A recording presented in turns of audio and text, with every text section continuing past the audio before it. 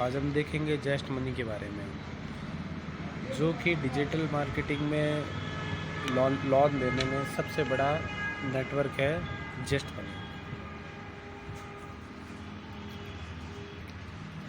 अब बात करते हैं इसके बारे में कि भाई कि ये कैसे होगा, इसके मूल निर्धारण क्या है और क्या नहीं है, उसके बारे में। सबसे पहले व्यावसायिक तौर पे देखते हैं इसको। इसमें न्यूनतम डाउन पेमेंट 20% बास्केट अमाउंट है, जो कि जैसे सपोज करो 1 लाख का माल लिया तो 20,000 रुपये डाउन पेमेंट हो गया 20% के हिसाब से। और अधिकतम डाउन पेमेंट है 50%, 1 लाख पे 50% या 50,000 रुपये। अगर हम 1 लाख का लोन ले रहे हैं तो 20% का मतलब 20,000 रुपये और 50% का मतलब 50,000 रुपये। अब इसमें और क्या होगा वो देखते हैं। 1% लोन अमाउंट प्लस GST लगेगा। उसके अलावा इसमें प्रोसेसिंग फ़ीस लगेगी, जिसे हम फाइल चार्ज बोलते हैं। उसके अलावा GST अमाउंट लगेगा, जो भी 18% या कम या ज़्यादा है वो अमाउंट लगेगा। और उसके आगे हम देखते हैं कि कितने टाइम के लिए होगी। लोनिंग की बात करें तो 9 से 12 मंथ है टाइमिंग पीरियड, 12 से अधिक होगा नहीं, इतनी किस्तों में हो जाएगा ये। अब जो रेट ऑफ इंटरेस्ट है वो कितना होगा, तो 17% रेट ऑफ इंटरेस्ट होगा। और ये कम या ज़्यादा घटता रहता है, कभी कभी बढ़ता रहता है। हमने एक एवरेज के आधार पर इसको इतना लिया है। जैसे जैसे अमाउंट कम होता जाएगा, EMI हमारी बढ़ जाएगी, तो उस समय ये कम हो जाएगा। और न्यूनतम ऋण राशि है 3,000 रुपये से लेके हम अधिकतम 3 लाख रुपए तक ऋण ले सकते हैं। डाउन पेमेंट का तरीका कैश ऑन डिलीवरी है, जिसके अंदर हम भीम UPI, पेटीएम और भी अलग अलग तरह के गूगल पे, जिस भी तरह के डिजिटल वॉलेट है, या डायरेक्ट ही कैश देके हम काम चला सकते हैं। तो ये हो गया कैश ऑन डिलीवरी।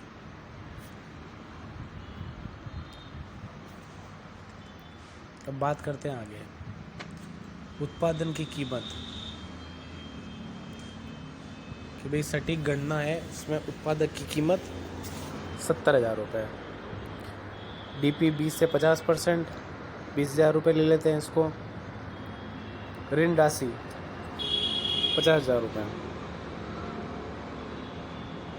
और प्रोसेसिंग फ़ीस करीब हो जाती है इसकी 1770 रुपये। डीलर द्वारा कलेक्ट किया हुआ डाउन पेमेंट PF 21,750। अब इसमें अगर हम लेते हैं कि MDR, जिसके अंदर 1% और प्लस GST 18%, अगर उनको हम मिलाते हैं तो करीब 590 रुपये के आसपास हो जाएगी। अब बात करते हैं कि जस्ट मनी समझौता, जो कि डीलर से होगा। ऋण राशि PF MDR 47,640 रुपये मिलेगा। इतने का वो माल ले सकता है।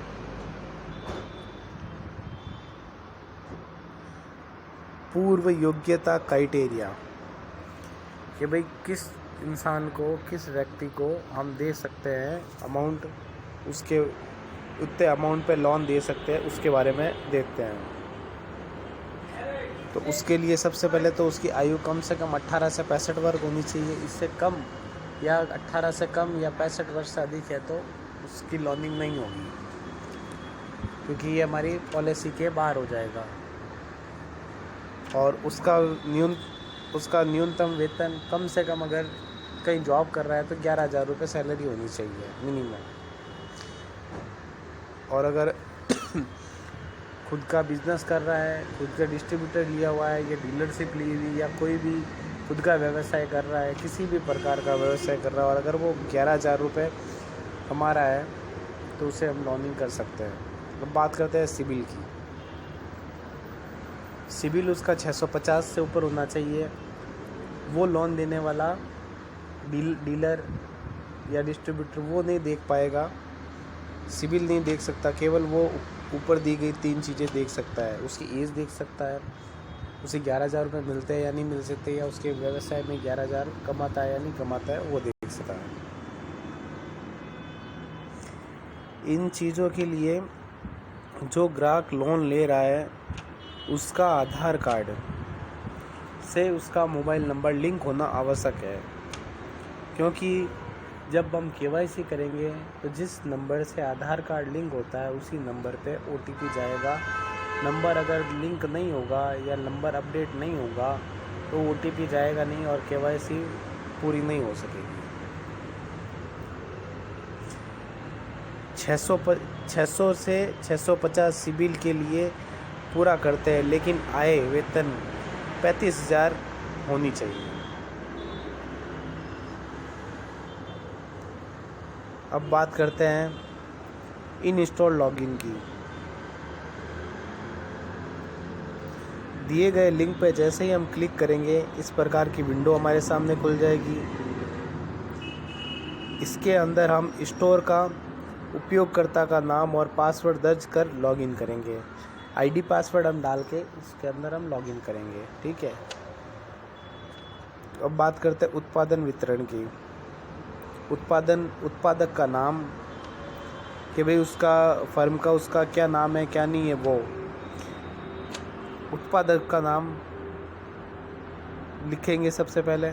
उसके बाद कितने अमाउंट का उत्पादक है वो लिखेंगे, और उत्पादक कितना ले रहा है, मतलब कि उसकी क्वांटिटी कितनी, 1 है 2 है 3 है 4 है 5 10 15 कितना ले रहा है वो क्वांटिटी हम यहाँ पर दर्ज करेंगे, ठीक है। अब बात करते हैं ग्राहक वितरण की। ग्राहक का सबसे ऊपर नाम डाला जाएगा, जो भी नाम है, जिसे यहाँ पे दिया गया है गोपीचंद, या इसकी जगह का कोई और भी नाम होगा तो हम वो डालेंगे। उसके बाद बात आती है ग्राहक का फ़ोन नंबर, उसका मोबाइल नंबर वो डालेंगे। ग्राहक की ईमेल ID डालेंगे, और जितना वो तत्काल भुगतान मतलब जितना पेमेंट इंस्टेंट दे रहा है वो डालेंगे, और कितने टाइम के लिए ले रहा है, कार्यकाल मतलब कितने टाइम कितने समय के लिए वो ले रहा है, कार्यकाल डाल के सबमिट करेंगे। आगे उसको सेव करके सबमिट करेंगे। अब करते हैं बात आवेदन निर्माण की। लेन देन संख्या नोट करें। जैसे ही उसको सबमिट किया जाएगा, यहाँ सक्सेसफुल लिखा हुआ आ रहा है, उसके नीचे देखिए टोकन ट्रांजैक्शन नंबर लिखे हुआ है, इसको आप नोट कर लीजिए, चाहे तो स्क्रीनशॉट ले लीजिए, ये लेना आवश्यक है। ये जैसे ही सबमिट हुआ होगा उस समय ग्राहक की जो ईमेल ID हमने शुरू में डाली थी उस ईमेल ID पर एक लिंक आएगा। उस लिंक पे जाके हमें क्लिक करना है और वहाँ से वो जारी करना है। उसके बाद अकाउंट बनाना, अकाउंट निर्माण करना, ठीक है। EMI योजना। अब EMI योजना का चयन करें और कंटिन्यू करें कि भाई कितने रुपए की EMI करनी है, 2400, 2500, 2000, 500 या जितनी भी अपना लिया हुआ है कि भाई कितनी EMI पे हम वो EMI सेट करके कंटिन्यू करेंगे, ठीक है। उसके आगे हम देखते हैं ग्राहक लॉगिन। अब जो कंज्यूमर का लॉगिन है वो उसकी बात आती है, वो देखते हैं। ग्राहक का फ़ोन नंबर दर्ज करें, ग्राहक की ईमेल ID दर्ज करेंगे। उसके बाद में जैसे ही हम वेरिफिकेशन के लिए डालेंगे तो एक OTP जनरेट होकर ग्राहक के पास जाएगा, या जैसे क्लिक करेंगे OTP चला जाएगा। अब बात करते हैं स्टेप 1 वितरण की, व्यक्तिगत वितरण की। तो मैं आपको दिखाता हूँ। ये जो फर्स्ट स्क्रीन लेफ़्ट साइड में दी गई है, इसमें सबसे ऊपर ग्राहक का नाम दर्ज करें। उसके बाद दर्ज करें लिंक, मतलब कि वो औरत है, मर्द है, स्त्रीलिंग या पुल्लिंग डालना है यहाँ पे, मेल और फीमेल। उसके बाद उसकी बर्थ और डेट डालनी है कि भाई किस तारीख को उसका जन्म हुआ, जन्म तिथि डालनी है। उसके बाद उसकी 12 अंकों की आधार संख्या डालनी है। उसके बाद नीचे पेन नंबर डालना है, ठीक है। उसके बाद में राइट साइड में हम देखेंगे पेन नंबर के बाद में उसको जैसे ही ऊपर किया जाएगा उसमें ग्राहक का पता दर्ज करेंगे। हम देखेंगे आधार कार्ड में क्या पता दिया गया है, या जो भी सही पता है वो हम डालेंगे, और उसके बाद जैसे दिया गए बटन पे सेव और कंटिन्यू कर देंगे। अब सेकंड स्टेप की बात करेंगे। अब वेतनभोगी अगर कर्मचारी है उसके बारे में हम देखते हैं।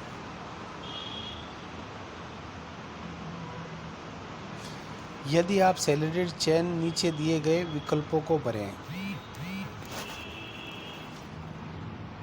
सबसे पहले भी आप किस कंपनी में काम करते हैं, जैसे हम लोग यूटीएल में काम करते हैं या किसी और में काम करते हैं, या कोई बंदा किसी टायर की कंपनी में काम करता है तो उस कंपनी का नाम लिखा जाएगा, या कोई ड्राइविंग करता है तो ओला है या और भी कोई कंपनी है उसका नाम लिखा जाएगा। अब उसके मासिक खर्चे लिखे जाएंगे। उसके बाद अब देखेंगे कि आप किसके साथ रहते हैं, फैमिली के साथ रहते हैं या कहीं और बाहर रहते हैं, तो वो सब भरा जाएगा। ड्रॉप डाउन से चुन लेंगे हम कि भाई हम फैमिली के साथ रहते हैं तो फैमिली को ओके कर देंगे। इसमें और भी ऑप्शन दिखाई दे जाएंगे आपको। चयन करने के लिए इस ड्रॉप डाउन पर क्लिक करें, वेतनभोगी सेट करें, उसमें आप भरेंगे। इसके अलावा ऊपर दिए गए ऑप्शन में हमें वेतन भरना है कि भाई हमें पैसा कितना मिलता है, सैलरी जो मिल रही है कितनी मिल रही है। आगे बढ़ते हैं। स्वनियोजित। यदि आप सेल्फ एम्प्लॉयड का चयन करते हैं, नीचे दिए गए विकल्पों को भरें। अगर कोई सेल्फ एम्प्लॉयड है जो जॉब नहीं करता है, नौकरी नहीं करता है, खुद का बिजनेस रखता है, उसके बारे में सेल्फ एम्प्लॉयड भर देंगे। अब उसकी नीचे हम देखेंगे कि फर्म का नाम भरेंगे। यदि ग्राहक अपनी कंपनी का चालू खाता देना चाहता है तो उसे पिछले 3 महीने का बैंक स्टेटमेंट देना पड़ेगा और अपनी फर्म की सील लगानी पड़ेगी।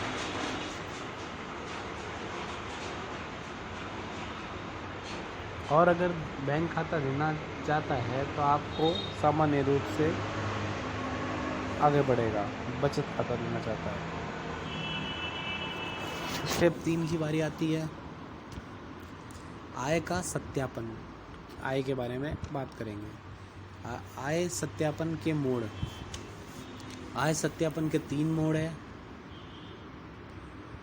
नेट बैंकिंग जो कि तुरंत निर्णय देता है। ई स्टेटमेंट भी तुरंत हाथों हाथ निर्णय देता है। और बैंक स्टेटमेंट निर्णय देने के लिए 15 मिनट लगते हैं, ठीक है। अब बात करते हैं सबसे पहले नेट बैंकिंग की। ड्रॉप डाउन से बैंक का चयन करें। आपका किस बैंक में खाता है उसका चयन करें। नेट बैंकिंग उपभोक्ता का नाम और पासवर्ड डालें। जिसका खाता है, जो उसकी नेट बैंकिंग है, उसका आईडी पासवर्ड डाल कर लॉगिन करें।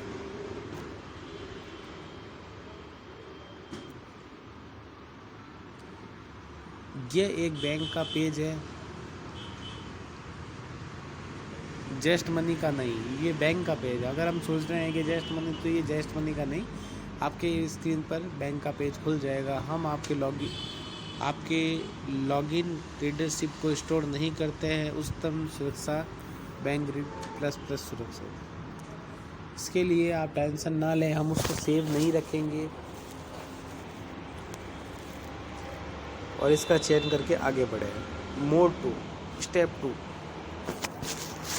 अगर हम बात करते हैं ई स्टेटमेंट की,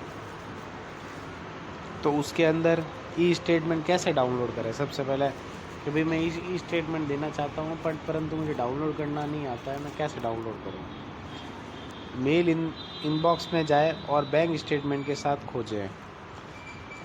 PDF फाइल खोलने के लिए ईमेल में पासवर्ड निर्देश पढ़ें, PDF डाउनलोड करें। फाइल खोलने के लिए पासवर्ड का उपयोग करें। जेस्ट मनी में स्टेटमेंट अपलोड करते समय उसी पासवर्ड का उपयोग करें जो हमने पहले डाला था। पिछले 3 महीने के PDF बैंक स्टेटमेंट प्राप्त करने के लिए उपरोक्त चरणों को दोहराएं। ठीक है।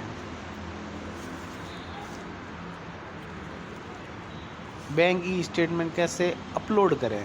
पहले बात थी डाउनलोड कैसे करें, अब बात है कि हम उसमें अपलोड कैसे करें। अपलोड बैंक स्टेटमेंट का चयन करेंगे। सबसे पहले अपलोड बैंक स्टेटमेंट में जाएंगे।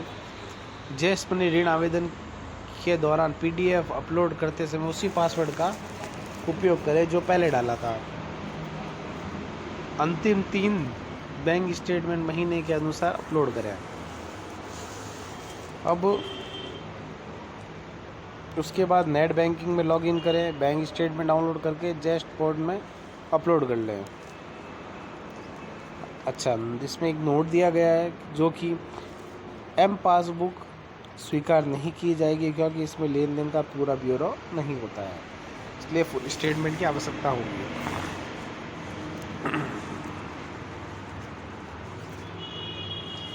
अब बात करते हैं बैंक स्टेटमेंट की कागजी कॉपी। चेकलिस्ट आवेदन की तारीख से लेकर पिछले 3 महीनों तक की तारीखों की जांच करें। वेतनभोगी के मामले में उसके नियोक्ता का नाम स्पष्ट रूप से दिखाई देना चाहिए। बैंक की सील मौजूद होनी चाहिए। ठीक है, हमें ये चीज़ें चेक करनी आवश्यक है और ये होनी चाहिए। बैंक स्टेटमेंट कैसे अपलोड करें। कैम स्कैनर के माध्यम से स्कैन करें, PDF में परिवर्तन करें, इसे पोर्टल पर अपलोड कर देंगे। सिंपल सी चीज़ है। अब बैंक खाते की पुष्टि मतलब बैंक का वेरिफिकेशन।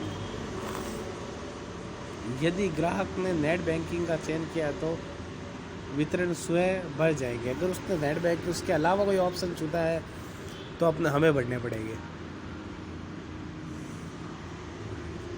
इसमें दिया गया है कि यहाँ एक ऑप्शन है कि भाई आधार कार्ड लिंक है तो उसके लिए हम यस करके कंटिन्यू करेंगे और अगर नहीं है तो नो करके कंटिन्यू करेंगे। अतिरिक्त दस्तावेज एक्स्ट्रा डॉक्यूमेंट, हमें इसके लिए एक्स्ट्रा क्या क्या डॉक्यूमेंट की आवश्यकता होगी वो देखेंगे हम।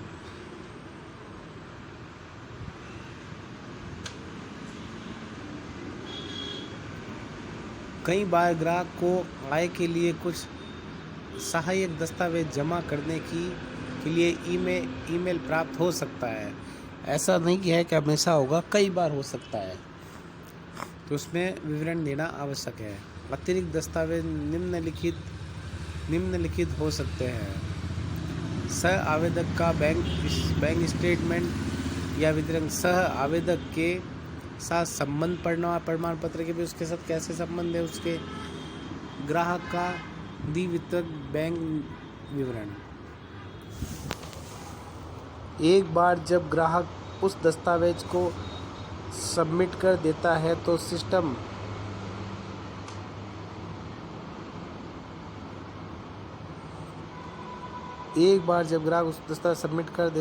सिस्टम को नवीनतम एप्लीकेशन स्थिति करने में करीब 15 मिनट लगते हैं। आवेदन की स्थिति यहाँ दिखाई दे रहा है हमें। हमारी एप्लीकेशन उनको रिसीव हो गई, जो भी हमने डाटा डाला। अब सारांश, आवेदन प्राप्त हुआ है, बैंक ऐड इसकी समीक्षा करेंगे और 10 मिनट के अंदर जवाब आ जाएगा। बैंक उस सब चीज़ों को वेरीफाई करेगा और 10 मिनट के अंदर हमारे जवाब मिल जाएगा। हमारे व्हाट्सएप सपोर्ट नंबर के लिए ग्राहक का वितरण अपडेट कर लें। 10 मिनट के बाद निर्णय प्राप्त करने के फिर ग्राहक का लिंक क्लिक करें। अब यहाँ देखिए लोन में अगर कोई परेशानी होगी तो यहाँ वो आ जाएगा, और अगर किसी तरह की सब कुछ अच्छा रहता है, सब कुछ हमारी दी गई सारणी एकदम ओके भरी है हमने, अच्छा भरा है, तो आ जाएगा लिखा हुआ लोन अप्रूव्ड, मतलब बधाई हो, आपका ऋण स्वीकार कर लिया गया है, हम आपको लोन दे देंगे। याद दिलाने के संकेत। जैसे अप्रूवल ईमेल की प्रतीक्षा करें और down payment processing fees collect करें। अब हमें इस स्थिति में डाउन पेमेंट की फीस कलेक्ट कर दीजिए।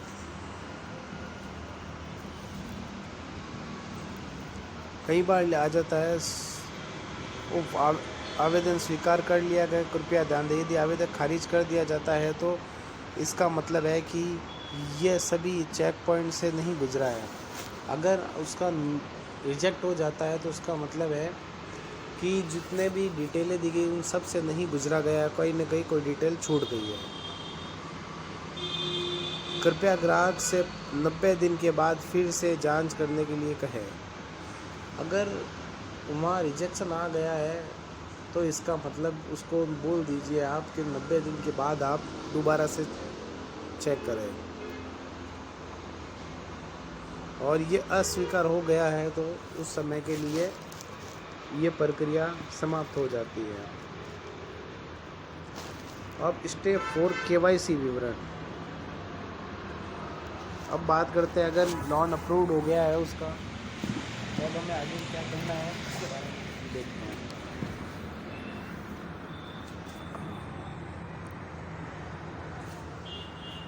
क्लिक करेंगे हम और टेक अ सेल्फी, मतलब उसकी फ़ोटो लेंगे। देखेंगे हम कि चेहरा साफ़ है बिना किसी धुंधलेपन के। अगर एकदम अच्छा फ़ोटो आ रहा है, धुंधला नहीं आ रहा है, ब्लर नहीं हो रहा है फ़ोटो, तो हम उसे क्लिक करेंगे।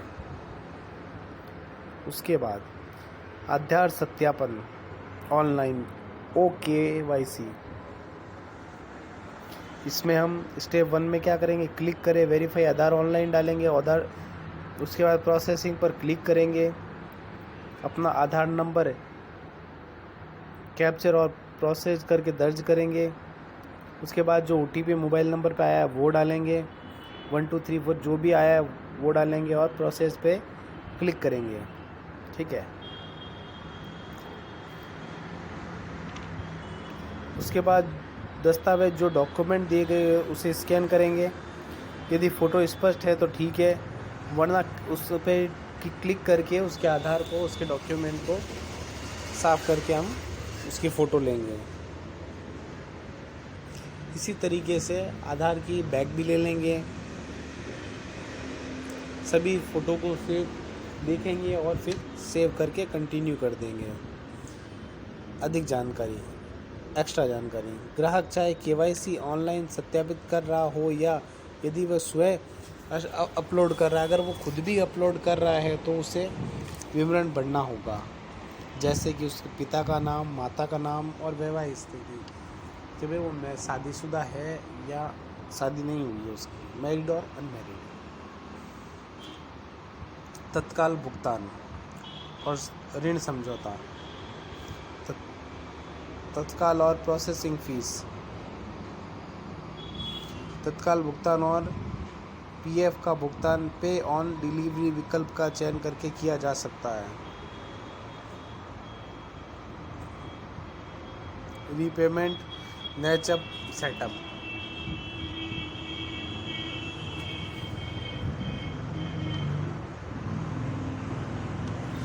रीपेमेंट सेटअप क्या है, इसके बारे में हम देखेंगे कि रीपेमेंट सेटअप क्या होता है। रीपेमेंट सेटअप 2 तरीक़ों से किया जा सकता है। स्थायी निर्देश, जिसे ऐसा ही कहते हैं, और नाच डॉक्यूमेंट अपलोड। और स्थायी निर्देश 2 तरीके से किया जा सकता है, नेट बैंकिंग द्वारा और डेबिट कार्ड द्वारा।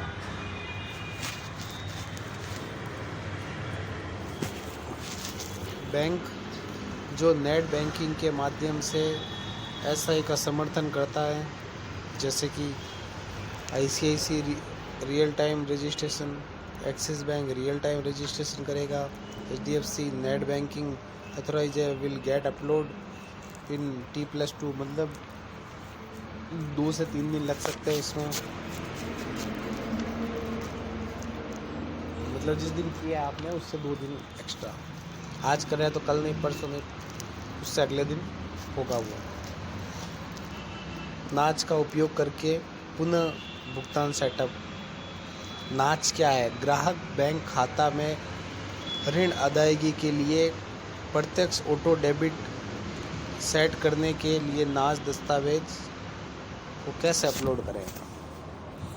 कि भी नाच दस्तावेज है, डॉक्यूमेंट है, इसको कैसे अपलोड करें उसके बारे में देखते हैं। डाउनलोड नाच, या यदि आपके पास कागजी कॉपी है, ग्राहक के हस्ताक्षर प्राप्त करें, नाच को अपलोड करें। ध्यान रहे कि हस्ताक्षर जो है उसके सिग्नेचर वो एकदम स्पष्ट होने चाहिए। अगर सब कुछ ठीक है तो 10 मिनट के अंदर उसका जो भी ऋण है वो सक्रिय एक्टिव हो जाएगा। जैसा कि हम साइड में देख पा रहे हैं, इसमें किस तरीके से कैसे फ़ोटो लेना है वो दिखाया गया है, और आगे कंप्लीट पर क्लिक करना है। तो हमारी स्क्रीन पे दिखाई दे रहा है नाच डॉक्यूमेंट कैसा होता है। बचत खाते के मामले में ग्राहक को अपने नाम के साथ हस्ताक्षर करना चाहिए, और चालू खाते के मामले में प्रोपराइटर के नाम कंपनी की सील आवश्यक है, कि जो उसकी फर्म है उसकी सील आवश्यक है।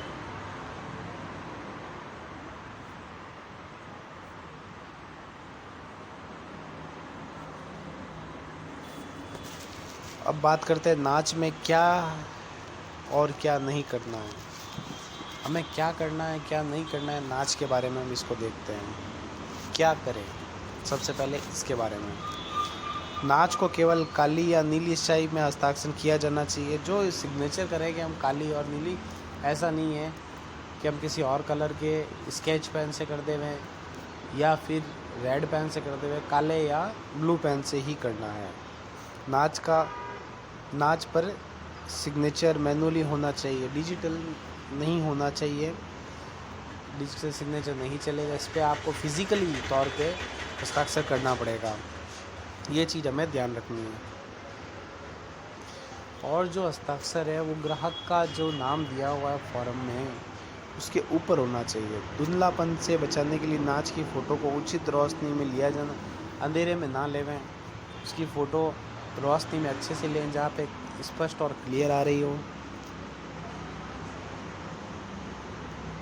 चालू खाता धारकों के मामले में हस्ताक्षर के साथ एक सील की आवश्यकता होती है, तो हमें वो सील लगानी है। अब बात करते हैं हमें क्या नहीं करना है। हस्ताक्षर MS पेंट के माध्यम से नहीं बनाया जाना चाहिए, क्योंकि ये नाच आवेदक अस्वीकार्य है। अगर हम सोचते हैं कि हम MS पेंट या किसी भी मिक्सिंग के माध्यम से कर लें तो वो अस्वीकार हो जाएगा।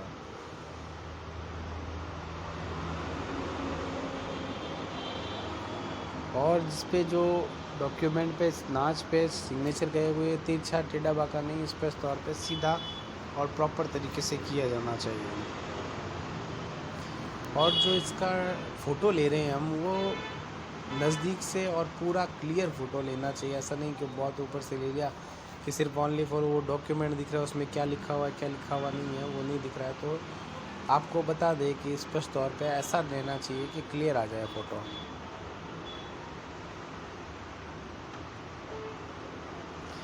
और जैसा कि मैंने बताया, मार्कर स्केच पेन से नहीं होना चाहिए, ब्लू पेन या ब्लैक पेन से ही होना चाहिए सिग्नेचर।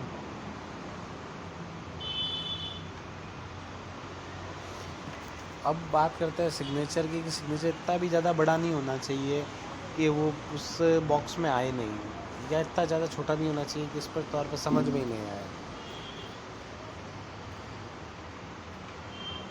अब बात करते हैं नेट बैंकिंग से के माध्यम से भी पेमेंट सेटअप। नेट बैंकिंग चुने, प्रोसेस पर क्लिक करके आगे बढ़ें। ड्रॉप डाउन से बैंक का चयन करें, जेट मनी।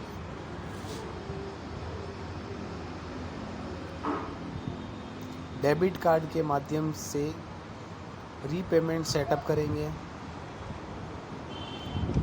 SI के इसमें SI के माध्यम से डेबिट के लिए डेबिट कार्ड चुनें और प्रोसेस कर देंगे। ग्राहक का फ़ोन नंबर, ईमेल आईडी दर्ज करेंगे। उसके बाद डेबिट कार्ड वितरण दर्ज करेंगे। खाता सक्रिय है या नहीं जानने के लिए कृपया 1 रुपया काटा जाएगा। अगर आपका खाता सक्रिय है तो 1 रुपया काट लिया जाएगा और आपका खाता अगर सक्रिय होगा, लिंक हो जाएगा, ये जांचा जाएगा। धन्यवाद।